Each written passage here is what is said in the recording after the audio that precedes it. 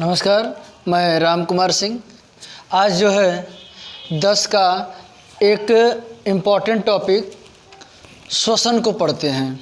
श्वसन क्या है, कितने प्रकार का श्वसन होता है और उसके बारे में चर्चा करेंगे।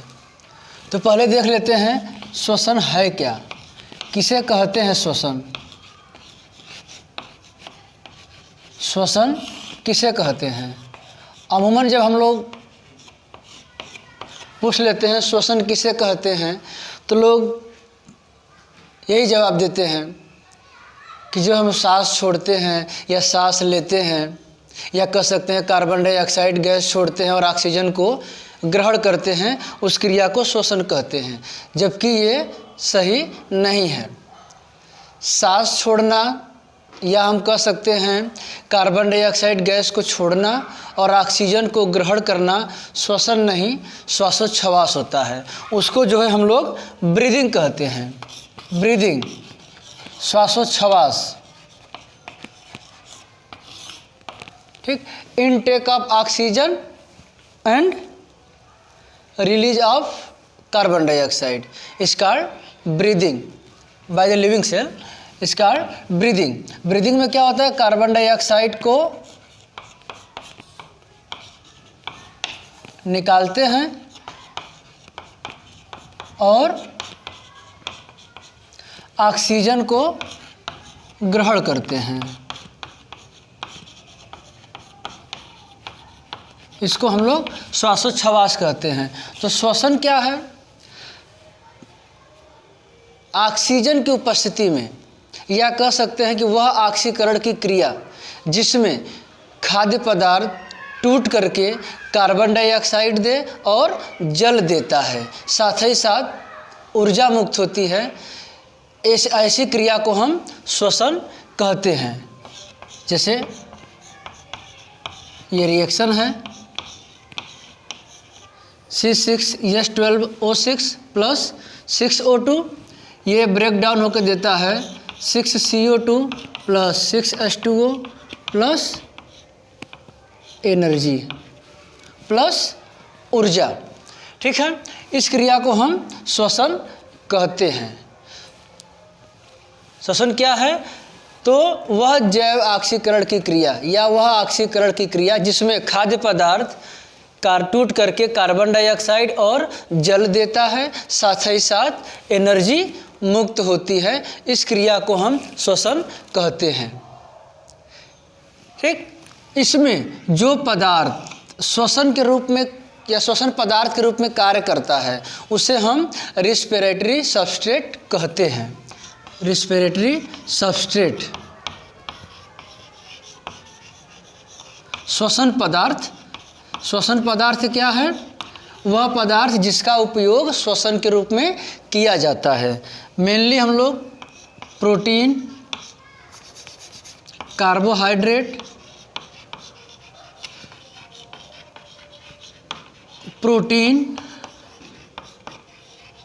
और फैट, इनका यूज करते हैं श्वसन के रूप में। तो जब कार्बोहाइड्रेट यदि श्वसन के रूप में प्रयोग किया जाता है या कोशिका कार्बोहाइड्रेट को श्वसन के रूप में ग्रहण करती है तो उसे फ्लोएटिंग रिस्पिरेशन कहते हैं। और जब यदि प्रोटीन और फैट को करती है तो उसे प्रोटोप्लाज्मिक या जीवद्रव्यी श्वसन कहा जाता है। श्वसन जो है वो 2 प्रकार का होता है। श्वसन 2 प्रकार का होता है। एक को बोलते हैं ऑक्सी श्वसन यानी एरोबिक रिस्पिरेशन, और दूसरे को बोलते हैं एनारोबिक रिस्पिरेशन। ऑक्सी श्वसन और अनॉक्सी श्वसन। श्वसन 2 प्रकार का होता है। एक को बोलते हैं ऑक्सी श्वसन और दूसरे को बोलते हैं अनॉक्सी श्वसन। ऑक्सी श्वसन में क्या होता है कि ऐसा श्वसन जिसमें ऑक्सीजन का उपयोग होता हो, और यदि ऑक्सीजन का उपयोग नहीं होता उसे बोलते हैं अनॉक्सी श्वसन। ठीक है, जो ऑक्सी श्वसन की क्रिया है, या जो हम लोग ऐसे ही देख लेते हैं कि ग्लूकोज है, ग्लूकोज टूट के बनाता है पायरुविक अम्ल। पायरुविक अम्ल बनाता है। ग्लूकोज टूट करके पायरुविक अम्ल बनाता है। इस क्रिया को बोलते हैं ग्लाइकोलिसिस। इस क्रिया को ग्लाइकोलिसिस कहते हैं। लिसिस माने होता है टूटना, और ग्लाइको मतलब ग्लूकोज का है, तो ग्लूकोज का टूटना ग्लाइकोलिसिस कहलाता है। श्वसन में क्या होता है, ग्लूकोज ब्रेक डाउन होकर के पायरुविक अम्ल देता है। यह क्रिया जो है वो साइटोप्लाज्म में होती है, कोशिका द्रव्य में यह क्रिया होती है, इसलिए ऐसे रिस्पिरेशन को साइटोप्लाज्मिक रिस्पिरेशन भी कहते हैं। ठीक, एक 3 वैज्ञानिक थे, इम्बडेन, मेयरहाफ और पार्नास, EMP, इम्बडेन, मेयरहाफ, पार्नास। इम्बडेन, मेयरहाफ, पार्नास ने इस क्रियाविधि को बारे में बताया था, इसलिए ग्लाइकोलिसिस को हम EMP पाथवे भी कहते हैं। ठीक है, पूछ दिया जाए EMP पाथवे क्या है श्वसन में, तो इम्बडेन, मेयरहाफ, पार्नास नामक वैज्ञानिकों ने ग्लाइकोलिसिस प्रक्रिया के बारे में विस्तृत वर्णन किया था, इसलिए ग्लाइकोलिसिस को EMP पाथवे कहते हैं। साइटोप्लाज्मिक रिस्पिरेशन भी ग्लाइकोलिसिस को कहते हैं, और इसका एक और नाम है कॉमन रिस्पिरेशन।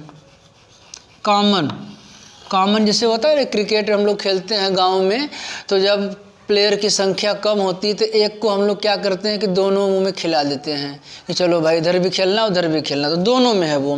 तो ये जो ग्लाइकोलिसिस की प्रक्रिया है वो ऑक्सीय श्वसन में भी होता है और अनाक्सीय श्वसन में भी होता है, तो यह दोनों प्रकार के श्वसन में होता है, इसलिए ग्लाइकोलिसिस को कॉमन रिस्पिरेशन भी कहते हैं।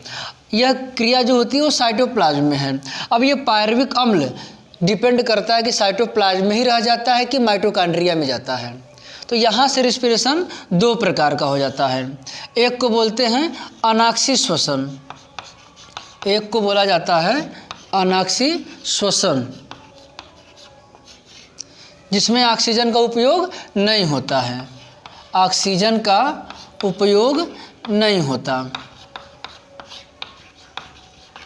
यानी ऐसा श्वसन जिसमें ऑक्सीजन को यूज में नहीं लिया जाता रिस्पिरेशन के लिए, उसे अनाक्सीय श्वसन कहते हैं। यह क्रिया कहाँ होगी, साइटोप्लाज्म में होती है, कोशिका द्रव्य में यह क्रिया होती है।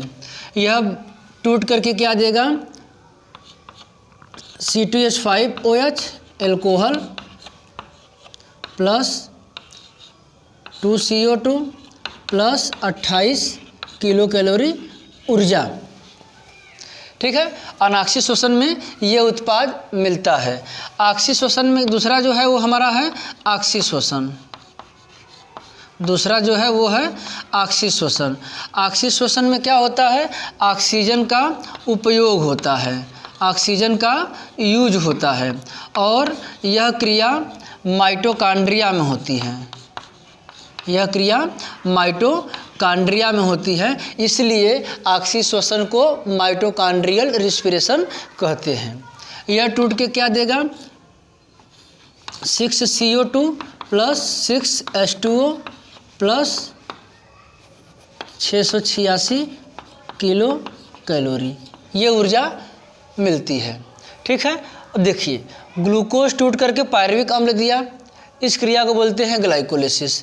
अब ये पायरुविक अम्ल माइटोकॉन्ड्रिया में यदि आ गया तो माइटोकॉन्ड्रियल रिस्पिरेशन, और यदि साइटोप्लाज्म में ही रह गया तो साइटोप्लाज्मिक रिस्पिरेशन, और यदि इसको ऑक्सीजन नहीं मिला तो उसको बोलेंगे अनाक्सीय श्वसन, ऑक्सीजन मिल गया तो ऑक्सीय श्वसन।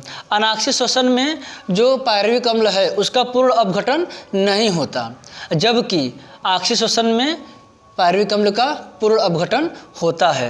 पायरुविक अम्ल टूट करके अनाक्सीय श्वसन में पायरुविक अम्ल टूट करके एथिल अल्कोहल कार्बन डाइऑक्साइड देता है और 28 किलो कैलोरी ऊर्जा मुक्त होती है, जबकि ऑक्सीय श्वसन में पूर्ण अपघटन होकर के कार्बन डाइऑक्साइड जल देता है और 686 किलो कैलोरी ऊर्जा मुक्त होती है। ठीक, ये यहाँ तक की प्रोसेस है। पायरुविक अम्ल से ये बन गया। ग्लाइकोलिसिस के बाद इसके अंदर क्रेब्स साइकिल भी आता है और इलेक्ट्रॉन ट्रांसपोर्ट सिस्टम भी आता है, जिसको हम नेक्स्ट वीडियो में चर्चा करेंगे। अब यदि पूछ लिया जाए ऑक्सीय श्वसन और अनाक्सीय श्वसन में क्या अंतर है, ये जनरली अंतर आते हैं बोर्ड एग्जाम में। तो ऑक्सी और अनाक्सी श्वसन में क्या अंतर है? ऑक्सी श्वसन में ऑक्सीजन का यूज होता है, अनाक्सी श्वसन में ऑक्सीजन का यूज नहीं होता। दूसरी चीज़ें भी बता दें, किताबों में कहीं कहीं लिखा होता है कि ऑक्सीजन की अनुपस्थिति में, ऐसा नहीं है, कोशिका में ऑक्सीजन होता है, उस ऑक्सीजन का उपयोग नहीं किया जाता बस। तो पहला अंतर क्या हो गया कि ऑक्सी श्वसन में ऑक्सीजन का उपयोग होता है, अनाक्सी श्वसन में ऑक्सीजन का उपयोग नहीं होता है। ऑक्सी श्वसन माइटोकॉन्ड्रिया में होती है, अनाक्सी श्वसन साइटोप्लाज्म में होती है।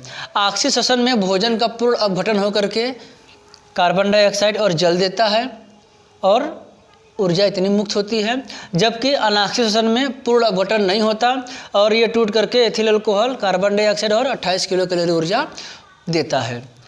पायरुविक अम्ल का अंतिम उत्पाद कार्बन डाइऑक्साइड और जल है, जबकि ऑक्सी श्वसन में ऑक्सी श्वसन का अंतिम उत्पाद कार्बन डाइऑक्साइड और जल है, जबकि अनाक्सी श्वसन का अंतिम उत्पाद एथिल अल्कोहल और कार्बन डाइऑक्साइड है। ऑक्सी श्वसन में अधिक मात्रा में ऊर्जा मुक्त होती है और अनाक्सी श्वसन में कम मात्रा में ऊर्जा मुक्त होती है। तो ये 4-5 डिफरेंसेस हैं एरोबिक और एनारोबिक रिस्पिरेशन में। तो आज हम लोगों ने इतना देख लिया, श्वसन क्या है, श्वसन के प्रकार, सबस्ट्रेट, रेस्पिरेटरी सबस्ट्रेट क्या है, carbohydrate, protein, fats, mechanism of respiration में ग्लाइकोलिसिस के बाद जो है पायरुविक एसिड जो बना वो इधर आएंगे। माइटोकॉन्ड्रियल रेस्पिरेशन में तो क्रेब्स साइकिल पढ़ेंगे और इलेक्ट्रॉन ट्रांसपोर्ट सिस्टम पढ़ेंगे, और इधर जब आते हैं तो फर्मेंटेशन पढ़ते हैं, किण्वन पढ़ते हैं। ठीक है, तो आज के लिए इतना ही। यदि आप हमारे चैनल पर भी नए हैं तो मेरे चैनल को सब्सक्राइब कर दीजिएगा। Thank you.